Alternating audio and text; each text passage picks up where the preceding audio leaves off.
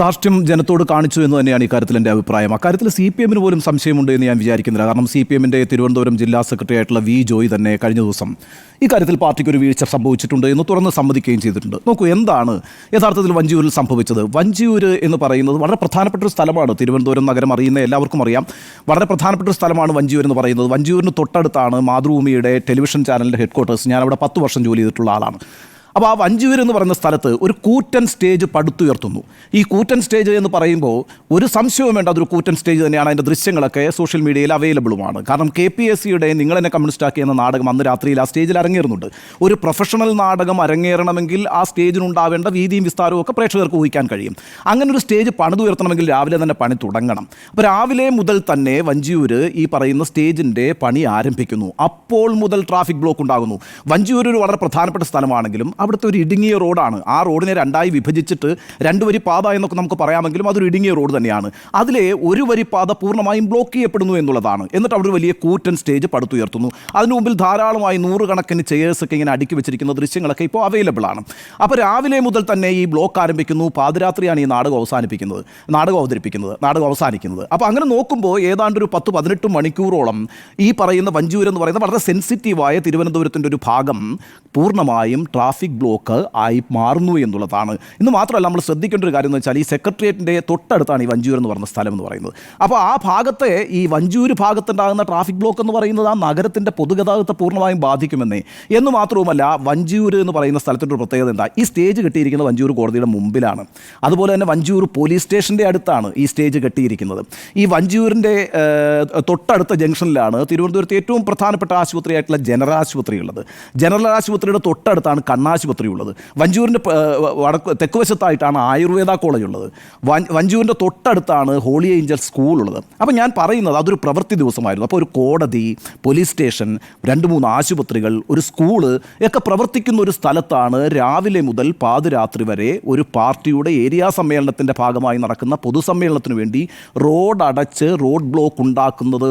ഇത് തീർച്ചയായും തെറ്റായ ഒരു നടപടിയാണ് എന്ന കാര്യത്തിൽ ഒരു സംശയമില്ല. അവിടുത്തെ ആംബുലൻസുകൾ വഴിതിരിച്ചു വിടേണ്ടി വരുന്നു. അതുപോലെ തന്നെ സ്കൂൾ ബസ്സുകൾ വഴിതിരിച്ചു വിടേണ്ടി വരുന്നു. അവിടുത്തെ സിറ്റി സർവീസസ് മുഴുവൻ വഴിതിരിച്ചു വിടേണ്ടി വരുന്നു. ചെറിയൊരു രീതിയിലല്ല അവിടുത്തെ ജനജീവിതത്തെ ആ വിഷയം ബാധിച്ചിട്ടുള്ളത്. പോലീസിൻ്റെ പെർമിഷൻ ആവശ്യപ്പെട്ടു എന്നും പെർമിഷൻ കൊടുത്തില്ല പോലീസ് എന്നും പറയുന്നു. പക്ഷേ അവിടുത്തെ ഒരു വിചിത്രമായ കാര്യമെന്ന് പറയുന്നത്, ആ പറയുന്ന ഒരു വരി പാത അങ്ങോട്ടേക്ക് അടച്ചു കൂട്ടി ഒരു സ്റ്റേജൊക്കെ കെട്ടി ഒരുപാട് ചെയേഴ്സൊക്കെ ഇട്ടതിന് ശേഷം മറ്റേ വരി പാതയിലൂടെ മാത്രമാണല്ലോ ഈ ട്രാഫിക്ക് പോകുന്നത്. അവിടെ ആ ട്രാഫിക്കിനെ നിയന്ത്രിക്കാനായിട്ടൊരു 50 പോലീസുകാരെ നിയോഗിച്ചിരുന്നു എന്നതാണ് വളരെ വിചിത്രമായ ഒരു കാര്യമാണത്. രാവിലെ മുതൽ തന്നെ മാധ്യമങ്ങൾ ഇത് റിപ്പോർട്ട് ചെയ്യുന്നുണ്ട്. ഇവിടെ ഇങ്ങനൊരു സംഭവം നടക്കുന്നു എന്നുള്ളത്. പോലീസ് കമ്മീഷണർ അടക്കമുള്ള ആരുടെയും ശ്രദ്ധയിൽ ഇത് പെട്ടിട്ടില്ല എന്ന് മാത്രമല്ല, വൈകുന്നേരത്തെ പൊതുസമ്മേളനത്തിൽ CPM സംസ്ഥാന സെക്രട്ടറി ആയിട്ടുള്ള MV ഗോവിന്ദൻ ഈ പറയുന്ന മാധ്യമ റിപ്പോർട്ടുകൾക്കെതിരായിട്ട് അവിടെ പ്രസംഗിക്കുന്നുണ്ട്. ഈ മാധ്യമങ്ങളെല്ലാം ബൂർഷ്വാ മാധ്യമങ്ങളാണ്, ഈ പാർട്ടിയുടെ പ്രതിച്ഛായയെ തകർക്കാൻ ശ്രമിക്കുകയാണ്, നമുക്ക് ആകെപ്പാടെ 2 മാധ്യമങ്ങളേ ഉള്ളൂ, അത് ദേശാഭിമാനി ജനയുമാണ്, പിന്നെ കൈരൽ TV ആണ്. കൈരൽ TV ആരൊക്കെ കാണുന്നുണ്ട് എന്ന കാര്യത്തെക്കുറിച്ചും അദ്ദേഹം സംശയം പറയുന്നുണ്ട്.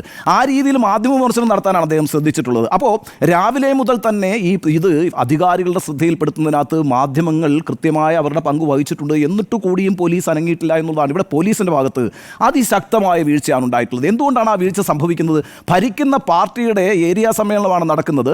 അതുകൊണ്ട് തങ്ങൾ ഇക്കാര്യത്തിൽ ഇടപെടേണ്ട എന്ന് നിഷ്ക്രിയമായി നിസ്സംഗമായി പോലീസ് അവിടെ നോക്കി നിന്നിട്ടുണ്ട് എങ്കിൽ അത് ഒട്ടും തന്നെ അംഗീകരിക്കാൻ കഴിയാത്തൊരു പ്രവൃത്തിയാണ്. ഈ പറയുന്ന പോലീസിനെ ഭരിക്കുന്നത്, ആഭ്യന്തര വകുപ്പ് ഭരിക്കുന്നത് മുഖ്യമന്ത്രി പിണറായി വിജയനാണ്. അതുകൊണ്ട് തന്നെ പോലീസ് നിസ്സംഗമായി ഈ കാര്യത്തിൽ നോക്കിയിരിക്കുന്നു. എപ്പോഴാണ് സത്യവാങ്മൂലം അനുസരിച്ചാണെങ്കിൽ പോലീസ് കേസെടുത്തിരിക്കുന്നതെന്ന് അറിയാമോ? 8:47, അതായത് അന്ന് വൈകുന്നേരം രാത്രി 8:47 FIR രജിസ്റ്റർ ചെയ്തിരിക്കുന്നത്. പരിപാടിയൊക്കെ കഴിഞ്ഞിട്ട് എന്നിട്ട് 500 പേർക്കെതിരെ, കണ്ടാലറിയാവുന്ന 500 പേർക്കെതിരെ കേസെടുത്തിട്ടുണ്ട്. ഈ SHOയുടെ സ്റ്റേറ്റ്മെൻറ്റ് പ്രകാരമാണെങ്കിൽ 35 പേർക്കെതിരെ അറസ്റ്റ് നടത്തിയിട്ടുണ്ട്. എന്നിട്ട് സ്റ്റേഷൻ ജാമ്യത്തിൽ വിട്ടയച്ചിട്ടുമുണ്ട്. എന്തുകൊണ്ടാണ് ഈ കാര്യത്തിൽ ഇടപെടാതിരുന്നത്? അറസ്റ്റ് ഉടൻ തന്നെ നടത്താതിരുന്നെന്ന് കോടതി ചോദിക്കുമ്പോൾ എന്താ മറുപടി എന്നറിയാവോ? അവിടെ ഒരു സംഘർഷം ഉണ്ടാകുമെന്ന് ഭയന്നു എന്നാണ് പോലീസിൻ്റെ മറുപടി. നോക്കൂ, എത്ര നിഷ്ക്രിയമായിട്ടാണ് പോലീസ് ഇങ്ങനെ പെരുമാറുന്നത്. ഇനിയിപ്പോൾ ഞാനൊരു കാര്യം പറയാം. ഇതിനകത്ത് 2 കാര്യങ്ങളുടെ ലംഘനമുണ്ടല്ലോ. നേരത്തെ അരുൺ ചൂണ്ടിക്കാണിച്ചതുപോലെ CN രാമേന്ദ്രൻ നായരും PS ഗോപിനാഥും കൂടി ചേർന്ന് കേരള ഹൈക്കോടതിയിൽ 2010 വിധി പ്രസ്താവം നടത്തിയിട്ടുണ്ട്. എന്താണ് ആ വിധി പ്രസ്താവം? പൊതു റോഡുകളിൽ യോഗങ്ങളോ അല്ലെങ്കിൽ പൊതുസമ്മേളനങ്ങളോ നടത്താൻ പാടില്ല. വളരെ നിർണായകമായ, രാജ്യമെമ്പാടും ചർച്ച ചെയ്തിട്ടുള്ള ഒരു വിധിയായിരുന്നു അത്.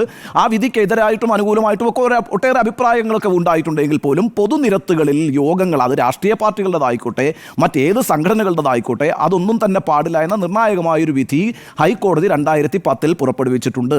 ഇത് കൂടാതെ തന്നെ നമ്മുടെ ഭരണഘടനയിലെ ആർട്ടിക്കിൾ 19 പറയുന്നത് എന്താ? റൈറ്റ് ടു മൂവ്, സഞ്ചരിക്കാനുള്ള സ്വാതന്ത്ര്യം. അത് ഫണ്ടമെൻ്റലായ റൈറ്റാണ്, മൗലികാവകാശമാണ്. ആ മൗലിക മൗലികാവകാശത്തിൻ്റെ ലംഘനം അവിടെ നടക്കുന്നുണ്ട് എന്ന് മാത്രവുമല്ല, ഈ പറയുന്ന CN രാമേന്ദ്രൻ്റെയും PS ഗോപിനാഥിൻ്റെയും ജഡ്ജ്മെൻറ്റിനെതിരായിട്ടുള്ള ഒരു കോടതി അലക്ഷ്യ കേസ് തന്നെയാണ് ഈ കാര്യത്തിൽ ഉണ്ടായിട്ടുള്ളത് എന്ന കാര്യത്തിലും തർക്കമില്ല. ഇക്കാര്യത്തെക്കുറിച്ചൊക്കെ വ്യക്തമായ ബോധമുള്ളവരാണ് ഈ രാഷ്ട്രീയ നേതാക്കളും അതുപോലെ തന്നെ പോലീസും. പോലീസ് 2011 തന്നെ ശക്തമായ സർക്കുലർ ഇറക്കിയിട്ടുണ്ടെന്നാണ് അവർ പറയുന്നത്. ആ സർക്കുലറൊക്കെ കോൾഡ് സ്റ്റോറേജിൽ വെച്ചിരിക്കുകയാണോ എന്നാണ് കോടതി കഴിഞ്ഞ ദിവസം ചോദിച്ചത്. എന്നിട്ട് കൂടിയും പോലീസ് നിഷ്ക്രിയമായി നിന്നു, നിസ്സംഗമായി നിന്നു. ഇതിനകത്തൊരു പ്രശ്നം എന്താണെന്ന് വെച്ചാൽ, ഈ ഭരണത്തിലിരിക്കുന്ന പാർട്ടിയെ എല്ലാ കാലത്തും പോലീസ് ഭയക്കുന്നുണ്ട്. ഭരണത്തിലിരിക്കുന്ന പാർട്ടി ആയതുകൊണ്ട് തങ്ങൾക്കെതിരായിട്ടൊന്നും ചെയ്യാൻ കഴിയില്ല ഈ പോലീസിന് എന്നും പോലീസ് തങ്ങളുടെ നിയന്ത്രണത്തിലാണെന്ന് വിചാരിക്കുന്ന നേതാക്കൾ ഉണ്ടാകുന്നതും ഒരു സമൂഹത്തിന് നല്ല കാര്യമല്ല. ഇവിടെ ഇപ്പോൾ അവിടുത്തെ ജനങ്ങളുടെ ഒരു ജീവിതം, ഒരു ദിവസത്തെ ജീവിതം ദുസ്സഹമായി ബുദ്ധിമുട്ടിച്ചു എന്ന കാര്യത്തിൽ ഒരു സംശയവും എനിക്കില്ല.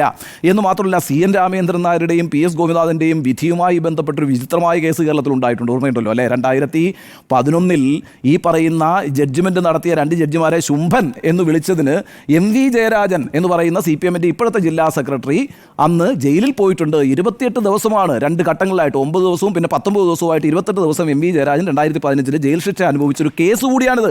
അങ്ങനെ കൈപൊള്ളിയിട്ടുണ്ട് CPMന് ഈ കേസിൻ്റെ കാര്യത്തിനകത്ത്, ഈ പ്രശ്നത്തിൻ്റെ കാര്യത്തിനകത്ത്.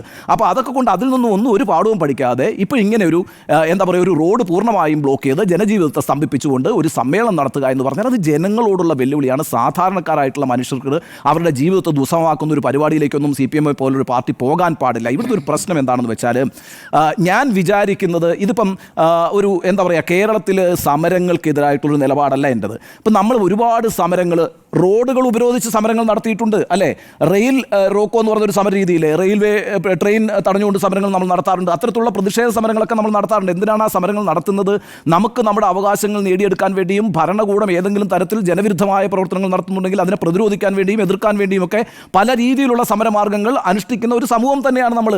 ആ സമൂഹം ഈ പറയുന്ന സമരമാർഗ്ഗങ്ങളിലൂടെ നേടിയിട്ടുള്ള ആനുകൂല്യങ്ങളുടെയൊക്കെ ഗുണഭോക്താക്കളുമാണ്. നമ്മളൊക്കെ ഇവിടെ നിന്ന് അനുഭവിച്ചുകൊണ്ടിരിക്കുന്ന പലതരത്തിലുള്ള ആനുകൂല്യങ്ങളും നേട്ടങ്ങളും അവകാശങ്ങളും ഒക്കെ ഇത്തരത്തിലുള്ള വലിയ പ്രതിഷേധ സമരങ്ങളിലൂടെ നേടിയെടുത്തിട്ടുള്ളത് തന്നെയാണ്. അതുകൊണ്ട് സമരങ്ങൾക്കൊന്നും നമ്മൾ എതിരല്ല. എന്ന് മാത്രമല്ല, ഇപ്പം നമ്മുടെ രാജ്യത്ത് ഒരു വലിയ ശക്തമായ സമരം നടക്കുന്നുണ്ട്, കർഷകരുടെ സമരം. ആ കർഷകരുടെ സമരത്തെ കേന്ദ്ര സർക്കാരിനെ നേരിട്ടുകൊണ്ടിരിക്കുന്നത് അറിയാവോ? ഡൽഹിയിലേക്ക് കയറ്റാതെ കോൺക്രീറ്റ് കൊണ്ട് മതിൽ കെട്ടി ഹരിയാനയുടെ അതിർത്തിയിൽ, ഡൽഹി ഹരിയാന അതിർത്തിയിൽ കർഷകരുടെ സമരത്തെ തടയുന്നൊരു ഒരു സർക്കാർ കേന്ദ്രത്തിലുണ്ട്. ഈ സമരമാണ് യഥാർത്ഥത്തിൽ കർഷകരുടെ സമരമാണ് 2024 തെരഞ്ഞെടുപ്പിൽ ഏറ്റവും നിർണായകമായ ഒരു വിഷയമായി മാറുകയും തെരഞ്ഞെടുപ്പിനെ സ്വാധീനിക്കുകയും ചെയ്തതെന്ന് മാത്രമല്ല, 3 പ്രധാനപ്പെട്ട കർഷകരെ ബാധിക്കുന്ന നിയമങ്ങളെ എന്താ പറയുക, പ്രതിഷേധ സമരങ്ങളിലൂടെ കേന്ദ്ര സർക്കാരിനെ കൊണ്ട് പിൻവലിപ്പിക്കാൻ കർഷക സമരത്തിന് കഴിഞ്ഞിട്ടുണ്ട്. ഇത്തരത്തിലൊക്കെ സമരങ്ങളിലൂടെയാണ് പല നേട്ടങ്ങളും എല്ലാ സമൂഹങ്ങളും നേടിയെടുത്തിട്ടുള്ളത്. കേരളവും അതിന് അപവാദമല്ല. എന്നാൽ ഇവിടെ നടന്ന ഒരു പ്രതിഷേധ സമരമല്ല, മറിച്ചൊരു പാർട്ടിയുടെ ഏരിയ സമ്മേളനവുമായി ബന്ധപ്പെട്ട് നടന്നൊരു പൊതുസമ്മേളനമാണ്. ആ പൊതുസമ്മേളനം എന്ന് പറയുന്നത് ഒരു റോഡ് മുഴുവൻ അടച്ച് കെട്ടി, ഒരു വലിയ സ്റ്റേജും കെട്ടി 10,000 ആളുകളെ അങ്ങ് നിരത്തി രാവിലെ മുതൽ പാതിരാത്രി വരെ ആ റോഡിലൂടെ ഒരു ഗതാഗതവും നടത്താൻ കഴിയാത്ത വിധം റോഡ് ബ്ലോക്ക് ഉണ്ടാക്കി നടത്തണമായിരുന്നു എന്ന് CPM ആലോചിക്കണം. എന്തുകൊണ്ടാണ് ഞാനിത് പറയുന്നതെന്ന് വെച്ചാൽ, 2013 ഒരു സംഭവം ഉണ്ടായിട്ടുണ്ട് കേരളത്തിൽ. സോളാർ വിഷയവുമായി ബന്ധപ്പെട്ട് ഉമ്മൻചാണ്ടിയെ ക്ലിഫ് ഹൗസിൽ നിന്ന് പുറത്തിറക്കണ്ട എന്ന് LDF തീരുമാനിക്കുകയും അന്ന് ദേവസ്വം ബോർഡ് ജംഗ്ഷനിൽ വലിയ സമരം LDF ആവിഷ്കരിക്കുകയും ചെയ്തു. അവിടെ പോലീസ് ഒരു ബാരക്കേഡ് കെട്ടി. അന്ന് കടകംപള്ളി സുരേന്ദ്രനായിരുന്നു ജില്ലാ സെക്രട്ടറി. അന്നൊരു വീട്ടമ്മ പുറത്തിറങ്ങി വന്ന് പ്രതിഷേധിച്ച് നിങ്ങൾക്ക് എല്ലാവർക്കും ഓർമ്മയുണ്ടല്ലോ, ഈ പാർട്ടിക്കും ഓർമ്മയുണ്ടാകണമല്ലോ. അന്ന് സന്ധ്യ എന്ന പേരിലൊരു വീട്ടമ്മയാണ് പുറത്തേക്ക് വന്ന് പ്രതിഷേധിച്ചത്, അവരുടെ കുട്ടിയെ സ്കൂളിലേക്ക് വിടാൻ കഴിയുന്നില്ല എന്ന് പറഞ്ഞുകൊണ്ട്. അവസാനം ആ ബാരക്കേഡൊക്കെ മാറ്റി, ഈ ഉപരോധമൊക്കെ മാറ്റി, ജനങ്ങൾക്ക് ഗതാഗത തടസ്സം ഉണ്ടാക്കാത്ത വിധത്തിൽ സമരം ചെയ്യാൻ CPM ബാധ്യസ്ഥമായൊരു സാഹചര്യം 2013 ഉണ്ടായി. കൊച്ചൗസേപ്പ് ചിറ്റലപ്പള്ളി അന്ന് സന്ധ്യയ്ക്ക് 5 ലക്ഷം രൂപയാട്ടോ പാരിതോഷികമായിട്ട് കൊടുത്തത്. അത്തരത്തിലുള്ള സംഭവങ്ങൾ ജനങ്ങൾക്കിടയിൽ തെറ്റായൊരു പ്രതിച്ഛായ നിർമ്മിക്കുമെന്ന് 2013 അനുഭവത്തിൽ നിന്നെങ്കിലും CPM പഠിക്കണമായിരുന്നു. അത് പഠിച്ചിട്ടില്ല. ഇപ്പോൾ ഇതൊരു സമരമല്ല, ഒരു സമ്മേളനമാണ്. ആ സമ്മേളനം ഒരു റോഡിൽ വെച്ച് നടത്തേണ്ട കാര്യമായിരുന്നില്ല. അങ്ങനെ ജനങ്ങളെ ബുദ്ധിമുട്ടിക്കാൻ പാടില്ലായിരുന്നു. യഥാർത്ഥത്തിൽ ഒരു വലിയ വീഴ്ചയാണ് CPMൻ്റെ ഭാഗത്തു നിന്ന് വന്നിട്ടുള്ളത്. അതിന് കുടപിടിച്ച് നിന്ന പോലീസ് അങ്ങേയറ്റം അപമാനകരമാണ് ഈ സംസ്ഥാനത്തിന്. ഭരിക്കുന്ന പാർട്ടിയെ ഭയന്നാണ് നിങ്ങൾ പ്രവർത്തിക്കാൻ ശ്രമിക്കുന്നത് എങ്കിൽ, അവരുടെ ചട്ടുകമായിട്ടാണ് പ്രവർത്തിക്കാൻ ശ്രമിക്കുന്നതെങ്കിൽ ഈ പോലീസിലും ജനങ്ങൾക്ക് വിശ്വാസം ഉണ്ടാവില്ല. പോലീസിന് എത്ര സത്യവാങ്മൂലം കൊടുത്താലും കോടതി അതൊക്കെ കണക്കിലെടുക്കുമെന്ന് ഞാൻ വിചാരിക്കുന്നില്ല. ഇത് വളരെ ഗൗരവതരമായ ഒരു കേസായിട്ട് മുന്നോട്ട് പോകുമെന്ന് തന്നെയാണ് ഞാൻ പ്രതീക്ഷിക്കുന്നത്. ഇതൊരു പാഠമായിട്ട് എല്ലാ രാഷ്ട്രീയ പ്രസ്ഥാനങ്ങളും മനസ്സിലാക്കേണ്ടതുണ്ട്. രാഷ്ട്രീയ പാർട്ടികളുടെ പൊതുപരിപാടികൾ എന്ന് പറയുന്നത് ജനങ്ങളെ ബുദ്ധിമുട്ടിക്കാനുള്ള ഒന്നായി മാറരുത്. അതുകൊണ്ട് ഇക്കാര്യത്തിൽ CPM ഒരു വീഴ്ച പറ്റിയെന്ന് തന്നെയാണ് എൻ്റെ നിലപാട്. ഭരണത്തിലിരിക്കുന്ന പാർട്ടി എന്നുള്ള നിലയ്ക്ക് പോലീസിനെ ഉപയോഗിച്ചൊരു ധാർഷ്ട്യം കാണിച്ചു എന്ന കാര്യത്തിൽ എനിക്കൊരു സംശയവുമില്ല.